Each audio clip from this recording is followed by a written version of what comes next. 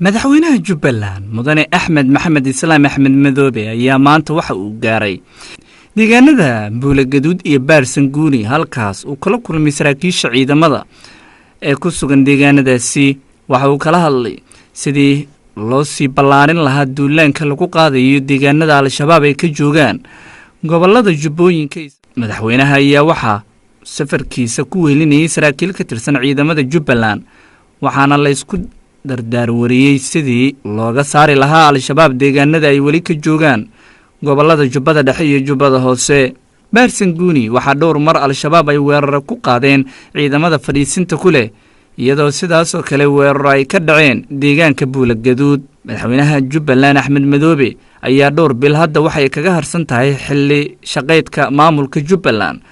iyadoo bisha 8aad ee sanadan la qabanayo doorashada madaxweynaha iyo madaxweyne ku-xigeenka bil kadibna wax la filayaa in baarlamaan cusub loo soo doorto baarlamaanka Jubbaland kana hadda shaqeeyana waxa uu noqon doonaa mid la kala diri doono